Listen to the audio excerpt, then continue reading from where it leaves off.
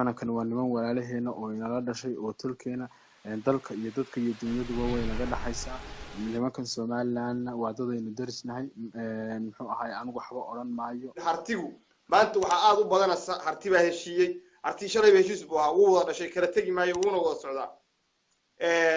laakiin maamul iyo siyaasadda kuma heshiin wuxuu ku heshiiyay wada dhashadiisa ama ku wada socdaa iyo dantiisa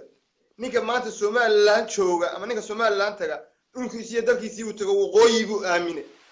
maamulka hadda waa diidi kartaa ama siyaasadooda waa diidi kartaa aniga siyada kula hadlay siyaasadda hadda Muuse hogaaminaya garwadeenka yahay ma taageersani laakiin maxaan aaminsanahay waqooyinimo aan aaminsanahay inaan reer waqooyi ahay baan aaminsanahay inaan shalay waqooyinimo wax ku helay baan aaminsanahay maanta inaan waqooyinimo wax ku helayaan aaminsanahay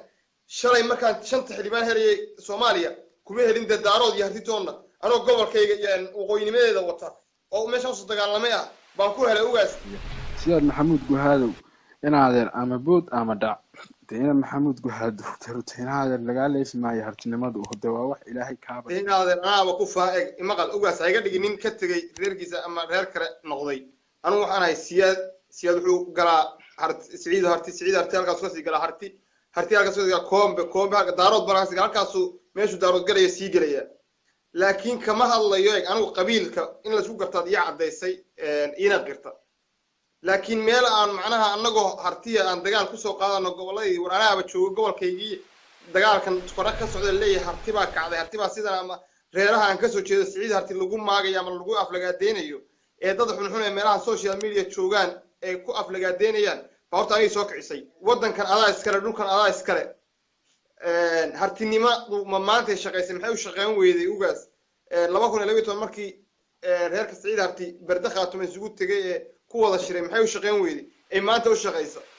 maanta ninkii duulaanka ku ahaa miisan nin harti ahayn ma maanta ay go'aansadeen ama cali khaliif u jeediyay inay macnaha dalkooda dhistaan kan Somaliland ay leeyihiin wax la qaybsadaan wixii sad kaga maqan ama siyaasad kaga maqan ay ku qaybsadaan af ma maanta ay khaldanta ugaas inay dhabta ka hadallaan rabaa tukarraq oo duulaan joogtay oo hartinimo aad sheegayso ee hortay maqal inaad aro gaari hartinimo nimankaas oo sheeganay oo alle 12 xildhibaan raxan wasiira raxan xildhibaan agaasimayaal iyo raxan ciidan aan ku leeyahay gudoomiye madaxweyne ku xigeen iyo gudoomiye xigeen baarlamaan iyo intaas oo waxyaabood baa waxa ay ka qaban weeday inay taako wax ka qabato war caafimaadka ay sheegay baashi baa liitay tukarraq kowdi maanta waxa iyadoo Somaliland inta joogtay la garanayo ba ilaa MCH inuu shaqeeyo la isku day isbitaal la wada marka iyadoo taas oo dhan la wado hadii indhaha uu qaban lahayn ee qabiilnimo arkaya de qabiilku inaan arka cali waa ka Soomaaliga kala gaaro kulli qabiilnimo ma wado mana rabo inaan qabiilnimo ku shaqeeyo laakiin horumar iyo wax qabad baan rabaa inaan ka shaqeeyo iyo wadanka ayaa wax u qaban kara wasiiraan leeyahay iyo xildhibaanaan leeyahay baarlamaan baan leeyahay oo qof shaqaysanaya uu yahay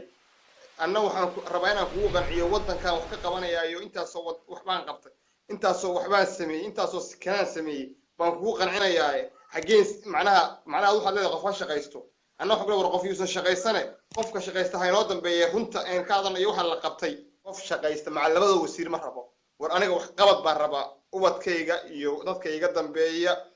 iyo ii sheeg dadka macnaha wadanka u soo kacaya wax loo qabto muuqdaan rabaa Puntland wax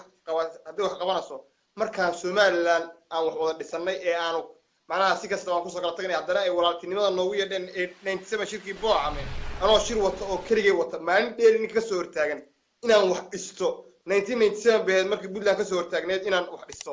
ay Cabdilaahi odayaasheeda barka aysanayay markii dambe la yiri waa walaalaheen dad wada dhalanay weeyeen wax wada dhisano hudu yani maxamuud sarabaan igu ilaashan maayo baarkii kursiga marka insha Allah waan ku salaamayaa waqti kale wada qaadan doonaa